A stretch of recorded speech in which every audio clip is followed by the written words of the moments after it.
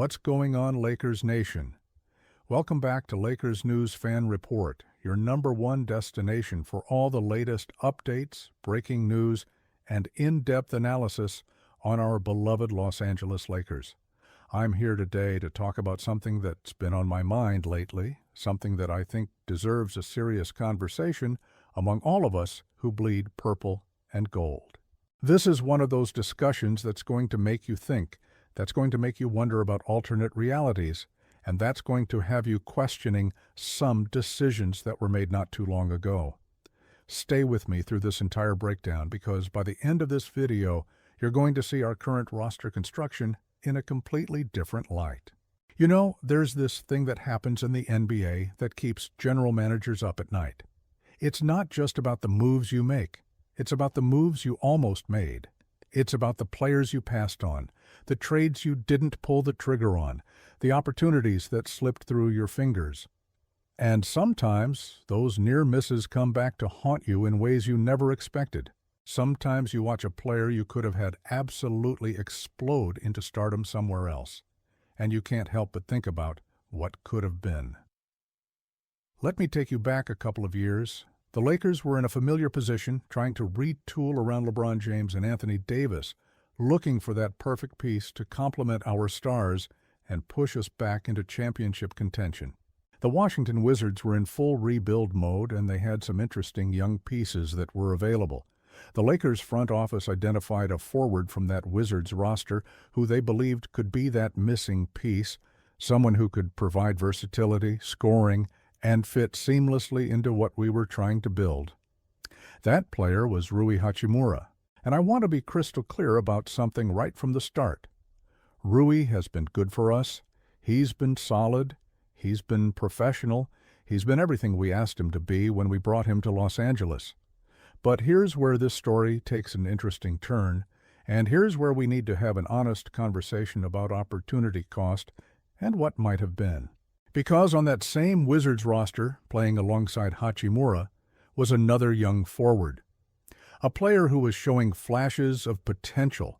A player who had the physical tools and the skill set to be something special, but who hadn't quite put it all together yet in Washington. His name is Deni Avdija. And right now, as we speak, Deni Avdija is playing out of his mind for the Portland Trail Blazers. I'm talking about legitimate all-star caliber basketball.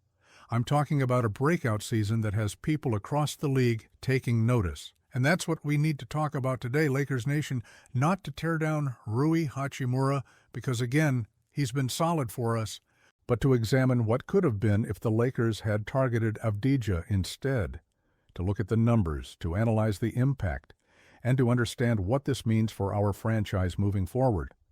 Because when you see a player like Avdija doing what he's doing right now in Portland, you can't help but wonder how different things might look if he was doing it in a Lakers uniform. Let me start by giving Rui Hachimura his proper credit because he deserves it.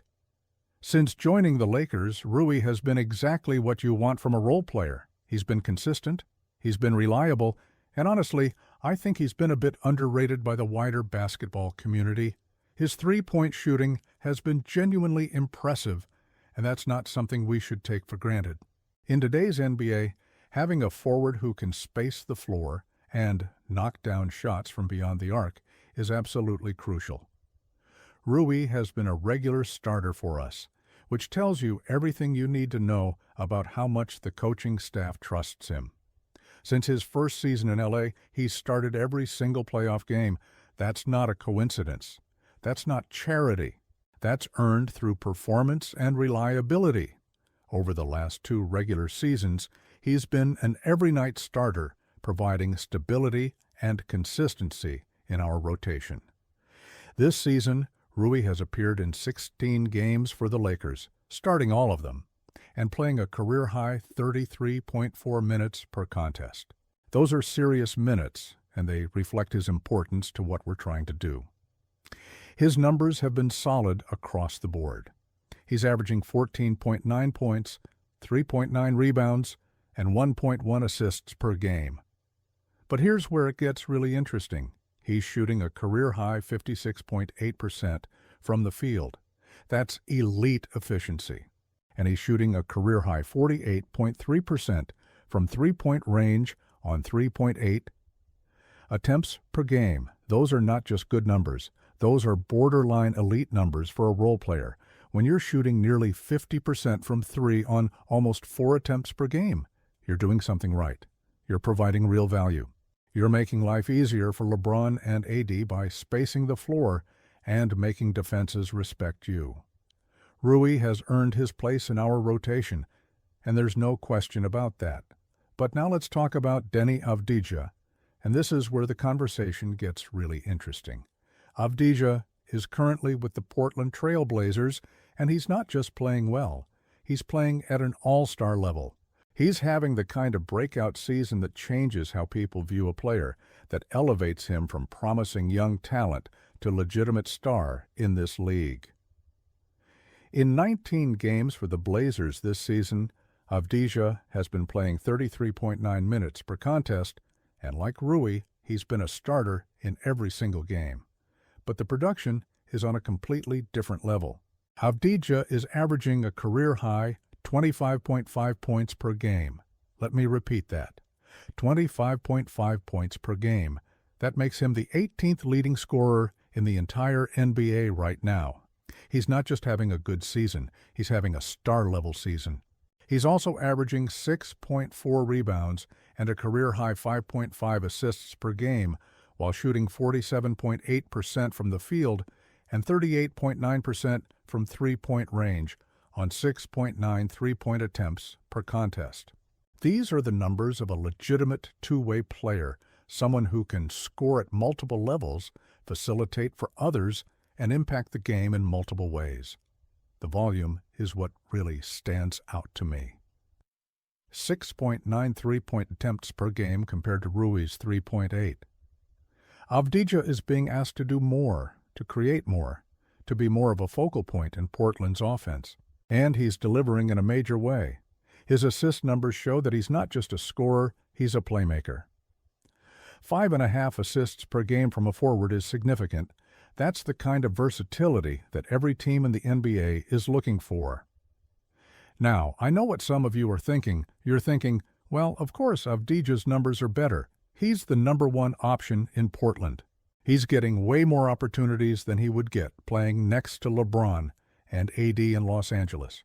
And that's a fair point. Context matters in basketball. Usage matters. Opportunity matters. But here's the counter-argument. And this is where we need to think critically about roster construction and long-term planning.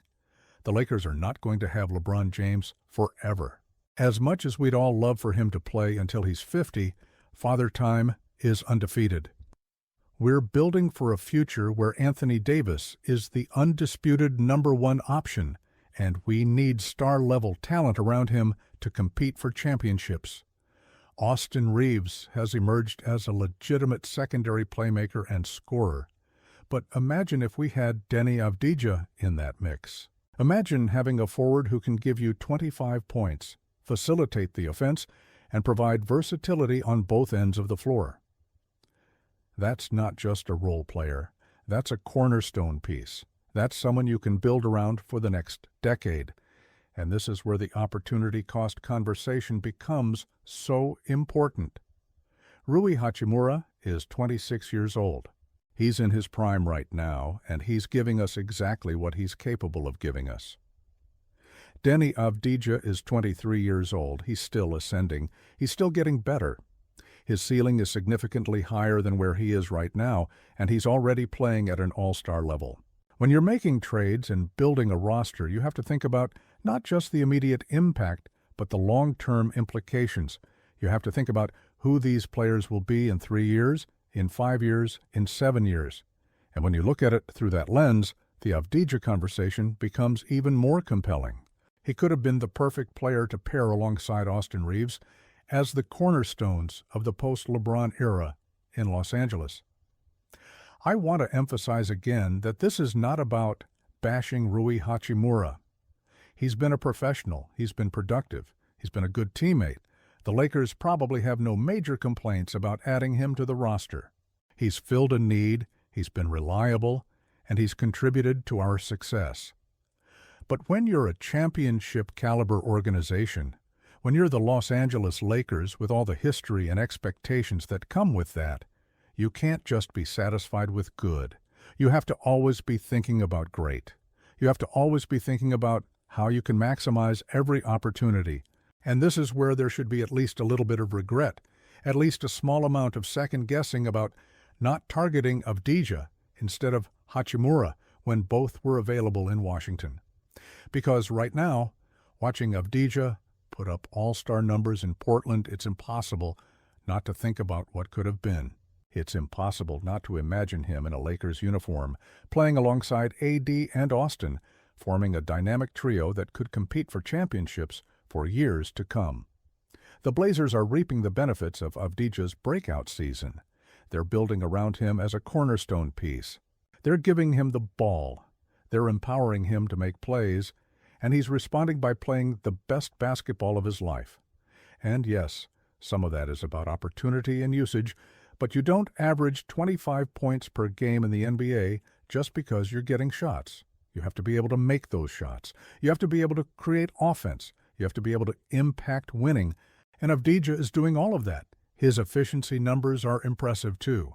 Shooting nearly 40% from three on high volume is exactly what you want from a modern wing player.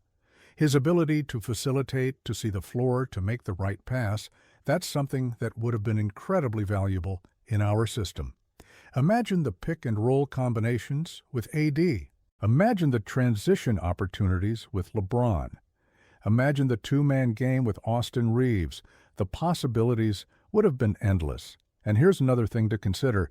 Avdija's game is built for the playoffs. He's physical. He's versatile. He can guard multiple positions, and he's not afraid of big moments. Those are exactly the kinds of traits you want in a player when you're trying to win championships.